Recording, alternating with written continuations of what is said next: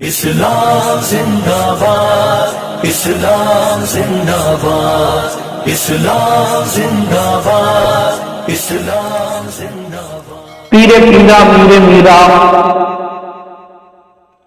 حضرت شیخ عبد القادر جیلانی رضی اللہ تعالی عنہ، آپ کی سیرت کے اندر جو ہے ایک پہلو یہ بھی ہے کہ آپ نے جو ہے 40 سال جو ہے بیانات دیے ہیں، یعنی بیانات تقریر کے ذریعے سے جو ہے آپ نے 40 سال اصلاح لوگوں کی فرمائی ہے۔ 521 ہجری سے 521 ہجری سے 561 ہجری 561 ہجری تک جو ہے یہ 40 سال کا جو زمانہ ہے، اس کے اندر جو ہے میرے آقا شیخ عبد القادر جیلانی رضی اللہ تعالی عنہ جو ہے آپ ہفتے کے اندر جو ہے 3 بیانات دیا کرتے تھے، اور 3 بیانات کے اندر جو ہے آپ لوگوں کو اعمال اور عقائد کے بارے میں باتیں جو اہم باتیں ہوتی تھی اس کو بتاتے تھے۔ میرے مسلمان بھائیوں، کتابوں کے اندر ملتا ہے کہ میرے آقا غوث فرماتے ہیں کہ ایک مرتبہ جو ہے میں بغداد کی ایک مسجد کے اندر جو ہے آرام کر رہا تھا، اتنے میں جو ہے میرے خواب کے اندر سرکار دو عالم صلی اللہ تعالی علیہ وسلم تشریف لائے، اور میرے آقا جب تشریف لائے تو میرے آقا نے فرمایا کہ اے بیٹا عبد القادر، تم بیان کیوں نہیں دیتے؟ یعنی تم لوگوں کے سامنے تقریر کیوں نہیں کرتے؟ لوگوں کی تم تبلیغ کیوں نہیں کرتے؟ لوگوں کی تم اصلاح کیوں نہیں کرتے؟ تو میرے آقا غوث نے فرمایا کہ اے میرے آقا، میں اجمی ہوں اور یہاں کے لوگ جو ہے عربی ہیں، میری زبان فارسی ہے اور یہاں کے لوگوں کی زبان جو ہے عربی ہے، یہاں کے لوگ فصیح بلیغ جو ہے عربی بولتے ہیں، اور میں ایک اجمی ہوں، میری زبان جو ہے فارسی ہے، اس لیے میری باتوں پر یہ لوگ جو ہے توجہ نہیں دیں گے، میری طرف یہ لوگ مخاطب نہیں ہوں گے۔ کیوں؟ کیونکہ لوگ یہ کہیں گے کہ یہ اجمی ہے، اس کی زبان جو ہے فارسی ہے، یہ ہم جیسی عربی نہیں بول سکتا، یہ ہم جیسی عربی نہیں بول سکتا۔ تو میرے آقا سرکار دو عالم صلی اللہ تعالی علیہ وآلہ وسلم نے فرمایا کہ بیٹا اپنے منہ کو کھولو۔ میرے آقا غوث نے اپنے منہ کو کھولا۔ جب میرے آقا غوث نے اپنے منہ کو کھولا ہے تو میرے آقا نے اپنا لعاب دہن جو ہے میرے آقا غوث کے منہ میں 7 مرتبہ ڈالا، 7 مرتبہ لعاب دہن کو ڈالا۔ اب جب 7 مرتبہ میرے آقا نے لعاب دہن کو ڈال دیا، اب اور آگے میرے آقا غوث فرماتے ہیں کہ ابھی جو ہے کچھ لمحہ گزرا تھا کہ اتنے میں جو ہے مجھے حضرت علی شیر خدا رضی اللہ تعالی عنہ کی زیارت کی۔ آپ بھی میرے خواب میں تشریف لائے، اور تشریف لانے کے بعد آپ نے جو ہے 6 مرتبہ میرے منہ میں اپنا لعاب ڈالا۔ میرے آقا نے 7 مرتبہ ڈالا اور حضرت علی نے جو ہے 6 مرتبہ ڈالا۔ جب حضرت علی نے 6 مرتبہ ڈالا تو میرے آقا غوث نے جو ہے حضرت علی سے سوال کر لیا کہ اے شیر خدا، آخر اس میں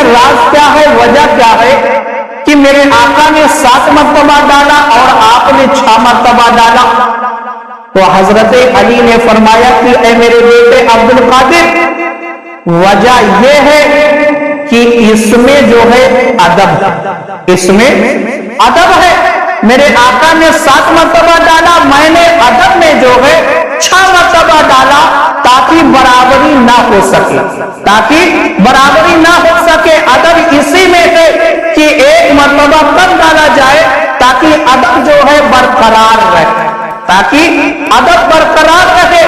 تو میرے مسلمان بھائیوں، معلوم کیا ہوا کہ حضرت علی کا بھی یہی عقیدہ تھا، حضرت علی کا بھی یہی عقیدہ تھا جو ہم اور آپ کا آج عقیدہ ہے کہ میرے آقا جو ہے بے مثل و بے مثال ہے، بے مثل و بے مثال ہے۔ آپ ضرور ظاہری شکل بشریت میں تشریف لائے، مگر وہ ہم جیسے بشر نہیں ہے، بلکہ بے مثال بشر ہے، خیر البشر ہے، خیر البشر ہے۔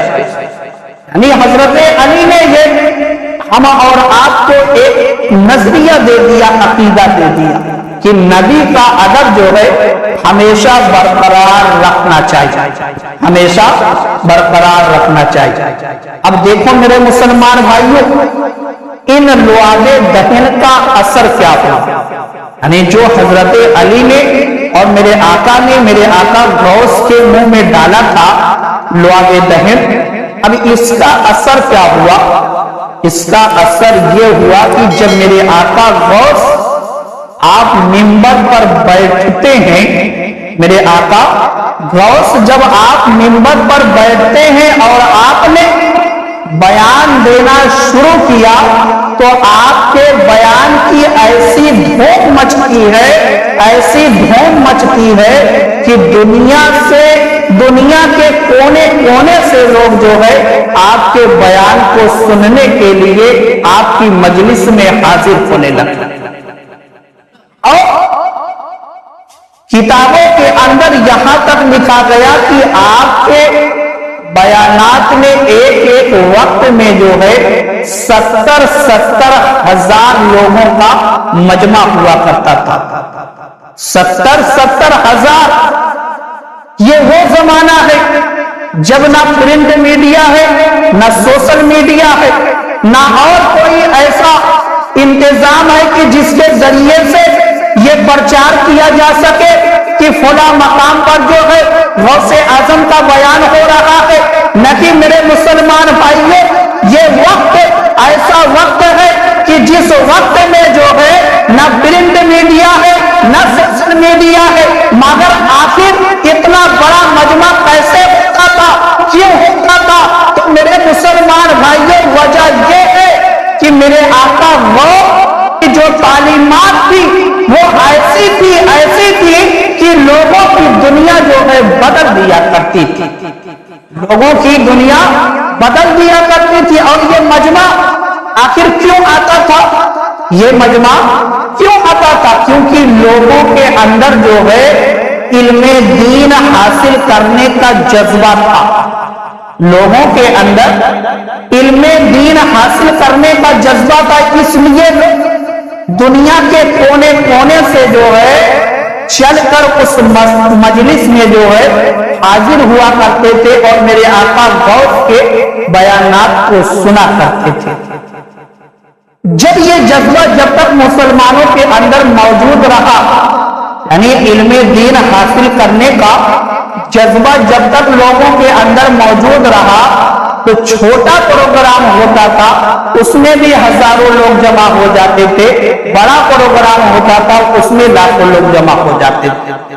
مگر میرے مسلمان بھائیو، جب سے یہ جذبہ نکل گیا لوگوں کے دل سے، علم دین حاصل کرنے کا جذبہ نکل گیا، دین کی محبت لوگوں کے دل سے نکل گئی، جب سے مطلب محفل میلاد کی اہمیت لوگوں کے دل سے نکل گئی، تب سے جو ہے لوگ اب صرف چہرہ دیکھ کر جو ہے جاتے ہیں لوگوں کے پروگراموں، چہرہ دیکھ کر کہ فلاں میرے میلاد میں آیا تھا، میں بھی اس کے میلاد میں چلا گیا۔ یعنی اب ایک رسم، لوگ ایک رسم ادا کرنے لگے۔ لیکن میرے مسلمان بھائیوں، یہ محفل میلاد جو ہے ایک رسم نہیں ہے، یعنی یہ محفل میلاد جو ہم کر رہے ہیں رسم نہیں ادا کر رہے ہیں۔ یہ اور بات ہے کہ ہم اس کی اہمیت نہیں سمجھتے۔ اگر اہمیت سمجھنا ہے ان فرشتوں سے پوچھو، ان فرشتوں سے پوچھو جن کی یہ ڈیوٹی لگائی گئی ہے کہ جو روئے زمین پر ہر وقت جو ہے گشت کرتے رہتے ہیں اور ایسی محفل کی تلاش میں رہتے ہیں کہ جس محفل کے اندر اللہ اور اس کے رسول کا ذکر ہو رہا۔ فرشتوں سے پوچھو کہ یہ محفل میلاد کا مقام کیا ہے۔ میرے مسلمان بھائیوں، بات تلخ ضرور ہے مگر یہ حقیقت ہے کہ جب تک ہم اپنے اندر تبدیلی نہیں لائیں گے، پریورتن نہیں لائیں گے، جب تک ہمارے اندر جو ہے بدلاؤ نہیں آئے گا، تب تک جو ہے ہم محفل میلاد سے کوئی فائدہ نہیں حاصل کر سکتے۔ معلوم ہے میرے مسلمان بھائیوں،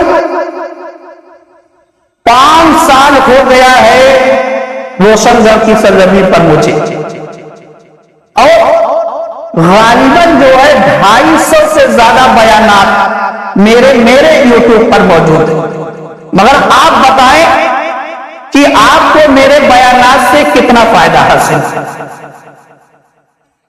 جو کہ میری کوشش یہی ہے، جن روایت کو میں نے ایک مرتبہ بیان کر دیا ہے پھر دوبارہ اس روایت کو میں نے کبھی ہاتھ نہیں لگایا۔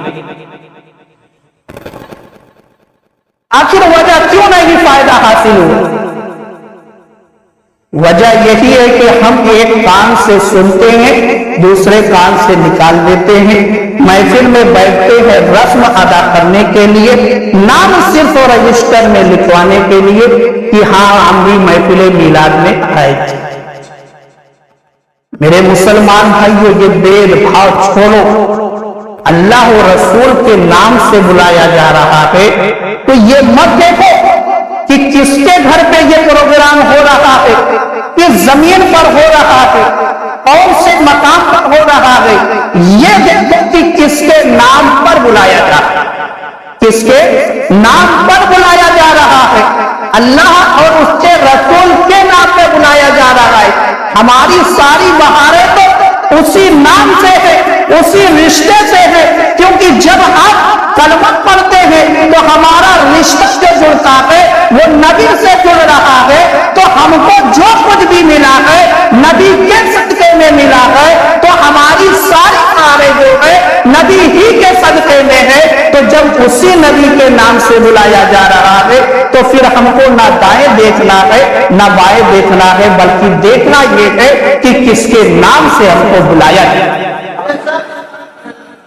تو میرے مسلمان بھائیوں، کہیں پر بھی محفل میلاد کو آپ ضرور پہنچے، پوری کوشش کر کے پہنچے، اور ہمیشہ اس نیت سے پہنچے کہ آج جو ہے میں محفل میلاد کے اندر کچھ نہ کچھ ضرور سیکھوں گا، کچھ نہ کچھ ضرور سیکھوں گا۔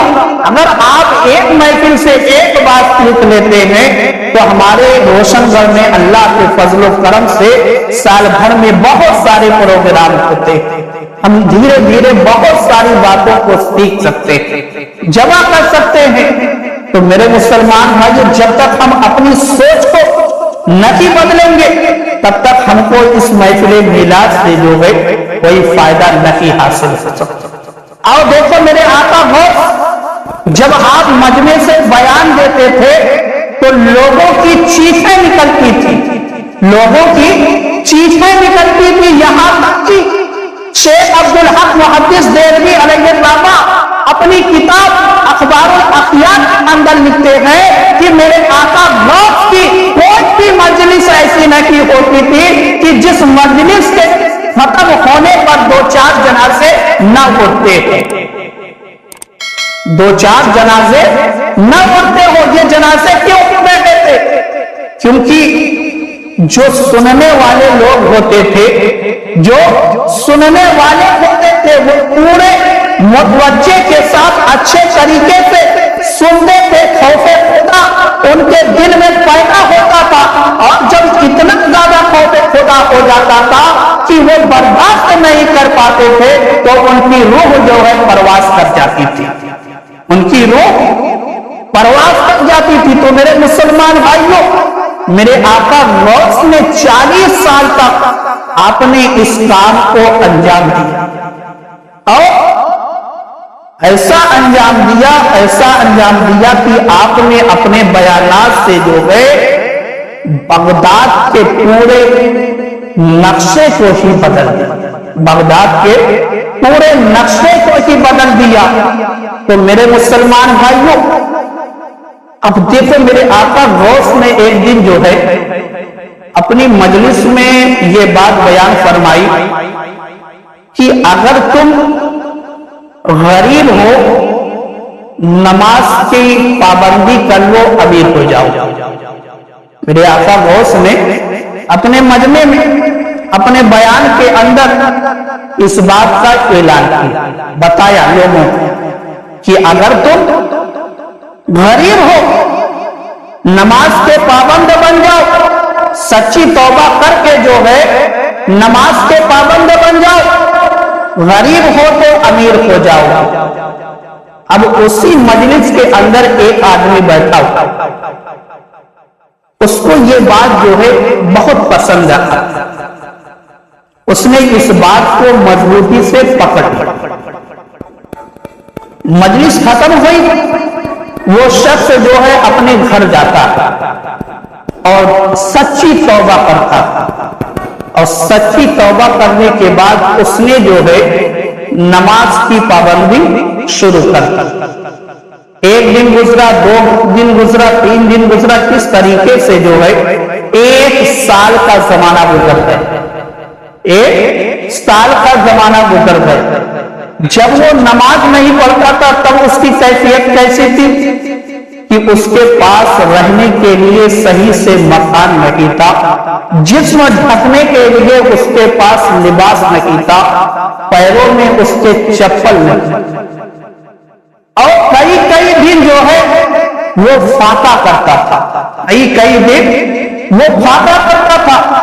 مگر جب وہ میرے آقا غوث کی تعلیم کو لے کر اپنے گھر آیا اور اس نے سچی توبہ کی، اور توبہ کرنے کے بعد اس نے نماز کی پابندی شروع کی، 1 سال کا جو ہے زمانہ صرف گزرتا، 1 سال کے اندر جو ہے اس کی زندگی کے اندر جو ہے اتنا بدلاؤ آ گیا، اتنا بدلاؤ آ گیا کہ جہاں پر اس کے پاس رہنے کے لیے مکان نہیں تھا، اس کے پاس عالی شان جو ہے مکان ہو گئے، اس کے پاس مال و دولت جو پہلے نہیں تھا اب اس کے پاس اتنا مال ہو گیا، اتنا مال ہو گیا کہ وہ لوگوں میں جو ہے صدقہ وہ خیرات کرنے لگا، اور اتنا بدلاؤ آیا، اتنا بدلاؤ آیا کہ اب اس کے گھر میں جو ہے سینکڑوں لوگ نوکری کرنے لگے،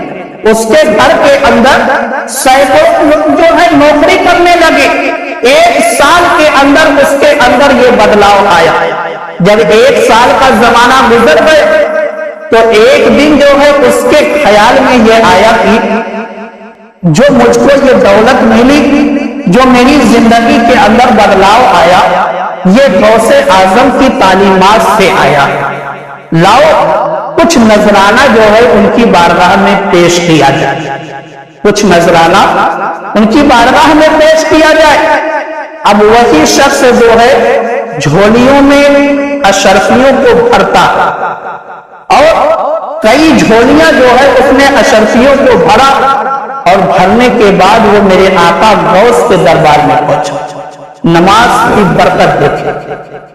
اب وہ شخص جب میرے آقا غوث کے دربار میں پہنچا، اور پہنچنے کے بعد عرض کیا کہ حضور یہ میری طرف سے جو ہے نذرانہ۔ میرے آقا غوث نے پوچھا کہ کس بات کا نذرانہ؟ تو اس نے کہا کہ 1 سال پہلے جو ہے میں آپ کی ایک مجلس میں شامل ہوا تھا، اور آپ نے جو ہے یہ فرمایا تھا اپنے بیان کے اندر کہ جو غریب ہے نماز کی پابندی کر لے وہ امیر ہو جائے گا۔ میں نے آپ کی اس بات پر عمل کیا، اللہ تعالیٰ نے اپنا فضل فرمایا، میں غریب تھا امیر ہو گیا۔ اسی بیان کو سن کر جو ہے میں نے سچی توبہ کی تھی، میں نے نماز کی پابندی کرنے کا عہد کیا تھا، اسی لیے میں یہ نذرانہ جو ہے لے کر آپ کی بارگاہ میں آیا ہوں پیش کرنے کے۔ اب میرے آقا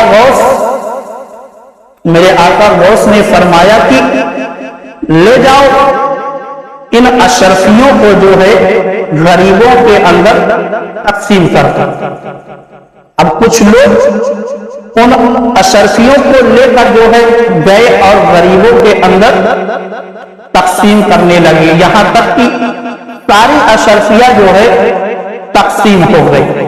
مگر اب یہاں دیکھو، وہ اشرفیہ جن انسان کو ملی، جن انسان کو وہ اشرفیہ ملی، وہ انسان بھی جو ہے امیر ہو گیا، وہ انسان بھی امیر ہو گیا۔ یہ نماز کی برکت ہے، یہ نماز کی برکت ہے کہ ایک نمازی شخص نے جو ہے نماز کی پابندی کرتے ہوئے اشرفیوں کو جمع کیا تھا، کمایا تھا، تو ان اشرفیوں کے اندر بھی اتنی برکت آ گئی، اتنی برکت آ گئی کہ وہ اشرفیہ جو ہے جن کے خزانے میں چلی گئی، وہ خزانہ بھی جو ہے اشرفیوں سے بھر گیا، یعنی وہ انسان بھی مالدار ہو گیا، وہ انسان بھی مالدار ہو گیا۔ تو میرے مسلمان بھائیوں، اس بیان سے معلوم کیا ہوا؟ معلوم یہ ہوا کہ نماز ایسی عبادت ہے کہ اگر آدمی مضبوطی کے ساتھ صدق دل سے جو ہے اس کے دامن کو تھام لے تو اس کی زندگی کے اندر انقلاب آ جائے گا، اس کی زندگی کے اندر انقلاب آ جائے گا۔ اور میرے آقا غوث کی یہی تعلیم بھی ہے کہ اگر تم غریب ہو نماز کی پابندی کر لو، امیر ہو جاؤ۔ مگر آج ہماری کیفیت، ہمارا معاملہ کیا ہے؟ ہم غوث اعظم کے نام سے جو ہے آتے ضرور ہے، غوث اعظم کے نام سے آتے ضرور ہے، مگر غوث اعظم کی تعلیمات سے بہت دور ہوتے چلے جا رہے ہیں۔ ہم نے صرف یہ سمجھ لیا کہ فاتحہ دلا دینا ہی سب کچھ ہو گیا، فاتحہ ہی کسی بزرگ کے نام سے دلا دیا جائے تو ہم نے حق ادا کر دیا۔ نہیں میرے مسلمان بھائیوں، صرف فاتحہ دلانے سے حق ادا نہیں ہوگا، بلکہ جس بزرگ کے نام سے آپ فاتحہ دلا رہے ہیں، آپ اس بزرگ کی سیرت بھی اپنانے کی کوشش کریں، تب تو وہ بزرگ جو ہے ہم سے راضی ہوں گے، ورنہ نہیں راضی ہوں گے۔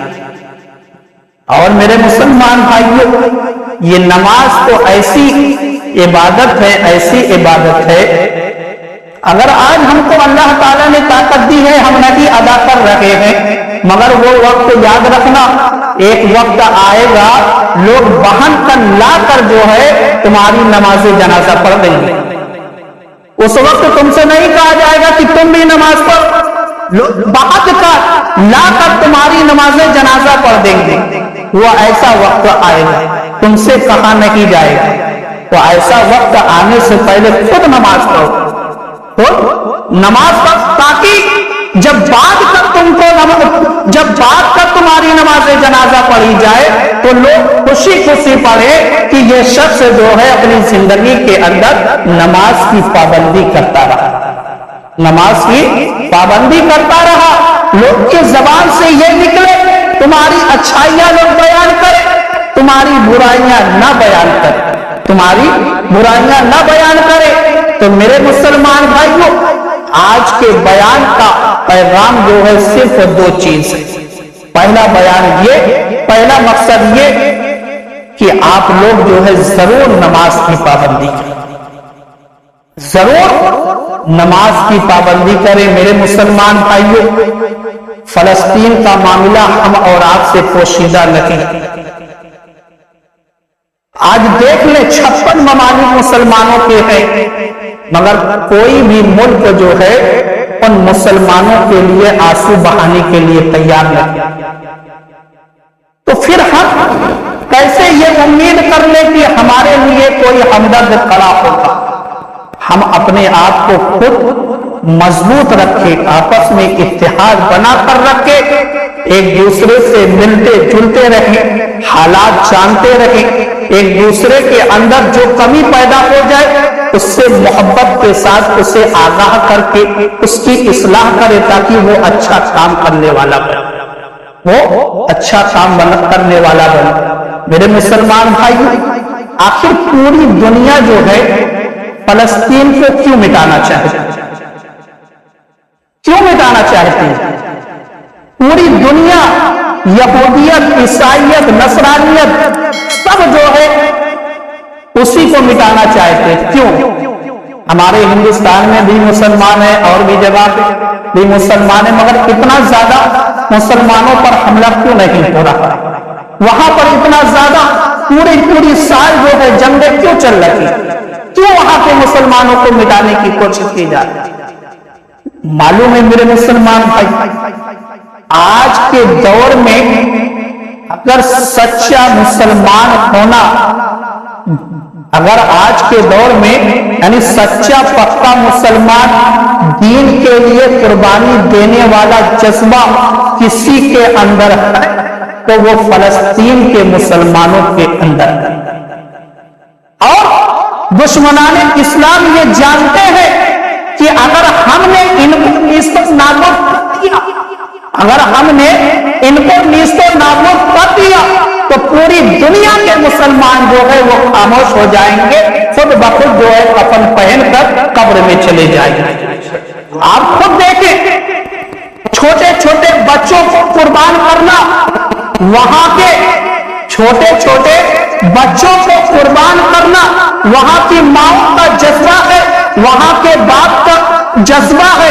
हम और आप तो एक बच्चे का एक वक्त का खाना नहीं कुर्बान कर पा रहे हैं, वहां के छोटे छोटे बच्चों को वहां की माए जो है मस्जिद अक्सा के लिए कुर्बान कर रही है। ये उनका जज्बा है।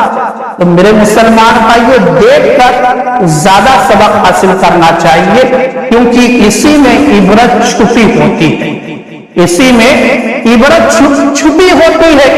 ऐसा ना हो कि जब वहां से आग हम तक आ जाए तब हम होशियार हो, नहीं, पहले होशियार होने वाला शख्स जो है वही अक्लमंद कहलाता है, वही अक्लमंद कहलाता है। और दूसरा पैगाम ये है कि जो है हम अपनी सोच को अब बदलते, हम अपनी सोच को अब बदलते, अल्लाह के लिए बदलते।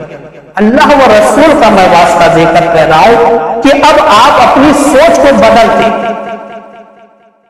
ये सोचना छोड़ दें कि फला शख्स के यहां से मेरा खाना नहीं है या फला के यहां से मेरा आना जाना नहीं। मैं ये नहीं कहता कि तुम पूरे गांव खाओ या फला के यहां खाओ ना खाओ, ये नहीं मैं कहता। मैं सिर्फ ये कह रहा हूं कि जहां पर अल्लाह और उसके रसूल के नाम से बुलाया जाए वहां पर जरूर हाजिरी दे। जहां पर अल्लाह और उसके रसूल के नाम से बुलाया जाए वहां पर जरूर आप हाजिरी दे, वहां पर जरूर जो है आप जाए। और ज्यादा वक्त नहीं दे सकते, 10 मिनट दे सकते हैं, 10 मिनट दे, ताकि आपका भी शुमार जो है उस फहरिस्त में हो जाए कि फला मकाम पर कितने जो है अल्लाह व रसूल के नाम से लोग जमा हुए थे। इसी में मेरे मुसलमान भाइयों इत्तेहाद भी है, इसी में इत्तेहाद भी है, इत्तेफाक भी है कि जब हम अपनी मजलिसों में मजबूती से जमा रहेंगे तो हम अपने पैगाम जो है आसानी के साथ एक दूसरे मुसलमान तक पहुंचा सकते हैं, एक दूसरे मुसलमान तक आसानी के साथ पहुंचा सकते हैं। और हमारा रिश्ता तो हर मुसलमान से है, किस बिना पर? ईमान के बिना पर। अब दुनिया के किसी भी कोने का मुसलमान हो, अगर उसके दिल में जो है ईमान है तो वो हमारा भाई है, वो हमारा भाई है। अल्लाह के रसूल ने जो है हर मुसलमान को दूसरे मुसलमान का भाई कहा है, ईमान के बिना पर میرے آقا نے ہر مسلمان کو جوڑ دیا، ہر مسلمان کو ایمان کی وجہ سے جوڑ دیا گیا ہے۔ تو میرے مسلمان بھائیوں، ایک مسلمان کا درد دوسرے مسلمان کو ضرور محسوس ہونا چاہیے۔ یہ اسلام کی تعلیم ہے، یہ اسلام کی تعلیم ہے۔ تو اگر ہم کچھ نہیں کر پا رہے ہیں کسی کے لیے تو دعا تو ضرور کر سکتے ہیں، دعا ضرور کر سکتے ہیں۔ اپنے مسلمان بھائی کے لیے ہم دعا ضرور کر سکتے ہیں۔ جیسے بہت سے ہمارے مسلمان بھائی دنیا سے چلے گئے، ان کی مغفرت کے لیے دعا کریں، یا بہت سے مسلمان بھائی ایسے ہیں جو ہدایت سے دور ہیں کسی وجہ سے، ان کی ہدایت کے لیے دعا کر سکتے ہیں، یا اور کسی معاملے میں بجھے ہوئے ہیں، ان کی پریشانیوں کو دور ہونے کے لیے دعا کر سکتے ہیں۔ تو میرے مسلمان بھائیوں، اب اپنی سوچ کو جو ہے یہی پر لا کر رکھیں تاکہ ہم اور آپ بھی اب کچھ کرنے کے لائق بنیں، ہم اور آپ بھی کچھ کرنے کے لائق بنیں۔ اللہ تعالیٰ کی بارگاہ میں دعا ہے کہ مولا تعالیٰ ہم سب کو عمل کرنے کی توفیق